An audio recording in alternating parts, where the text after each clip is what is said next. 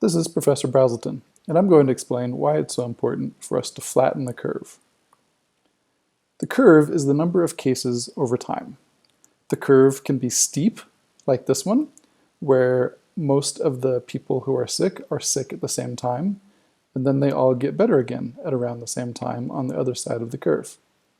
Or the curve can be gradual, or flat, like this one, where at any given time, the number of people who are sick is smaller, but it takes longer for the disease to run the complete progression until everyone gets better again. So you might think it's better to do it fast, get it over with, everybody is sick, and then everybody gets better again. The problem with this is that you run the risk of having more sick people than our healthcare system can handle. If there are more people who are sick than we have hospital beds, and more people who are sick than we have nurses and doctors to take care of those people, and we run out of medical equipment like respirators that we need to keep people alive while they are sick, then a lot of people will die unnecessarily. Whereas if we can stretch out the disease over a longer period of time, hopefully we can stay under this threshold, the dotted line here, where our healthcare becomes overrun and people start dying unnecessarily. This is a real thing. It's happened before in the flu pandemic of 1918. There's this comparison of two cities, Philadelphia and St. Louis. Philadelphia, the solid black curve here, implemented social distancing policies 16 days after the first cases were diagnosed. St. Louis was able to learn from the mistakes of Philadelphia and implemented their social distancing policies 2 days after the first cases were diagnosed. And you can see the difference. In Philadelphia, everyone got sick at the same time, which was a huge burden on the healthcare system. In St. Louis, people got sick and died, but over a much longer period of time, which was a much more manageable situation for the healthcare system. Note that in this comparison, this graph is plotting the number of deaths per 100,000 people, so the death rate over time, whereas the previous flatten the curve graph was showing the number of cases over time. But the concept of flattening the curve is the same, whether you're looking at number of cases or number of deaths. So how do we flatten the curve? This recent article in the Washington Post does a good job of explaining some of the basic concepts. The first point is that diseases, like the novel coronavirus disease, are exponential, which means that for a long time, maybe even many weeks, nothing much is happening. There are a few cases that are spreading slowly, but nothing is happening very quickly. And then all of a sudden, the situation seems to change overnight. That's what we're experiencing right now. Due to the exponential growth, a huge number of cases appears almost out of nowhere to the point where you suddenly have thousands of cases over a small number of days. That's because of the exponential growth.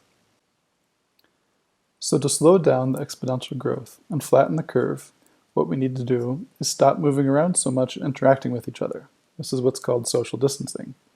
The simulation shows how that works. In this simulation, there's no social distancing policies being implemented. People are moving around and interacting with each other in a city or in a country just as before. These points represent people, and over time, the number of red dots increases very quickly, representing the number of sick people, and then the red dots turn into purple dots, representing people who are recovering from the disease. So here, the curve is very steep. Many people get sick very quickly, and then they get better again. But again, the problem is that so many people are sick in a short amount of time that it runs the risk of overwhelming our healthcare systems. In comparison, if we can implement social distancing policies and not move around so much and not interact with each other so much, then this simulation shows what could happen. Here, most of the points are not moving around so much because they're observing social distancing policies. Now the disease is spreading much more slowly. The number of red points is increasing more slowly over time, making a flat curve instead of a very steep curve, such that any given time point, the number of sick people is relatively small. Stretched over a longer period of time, many people will eventually get sick, but not so much that it will overwhelm our healthcare systems. This is what we're trying to accomplish. Finally, I want to say that this disease is serious. Even though the symptoms of the flu and the symptoms of the new coronavirus disease are very similar, the new coronavirus disease is 12 to 24 times more deadly than the flu. And the scary thing is that it's only getting started. Many more people are probably going to die from this disease. Furthermore, even though the risk for young and healthy people is much lower than for older people, the risk is not zero, and it's much, much higher than for the flu. Also, the virus can be spread by people even who aren't showing any symptoms at all, which is why all of us need to help flatten the curve, even if we're not showing any symptoms. Here are links to several articles that I recommend if you want to read more. Please be careful of misinformation that's spreading on social media. Pay attention to the source of all information and investigate it to make sure that it's a reliable source.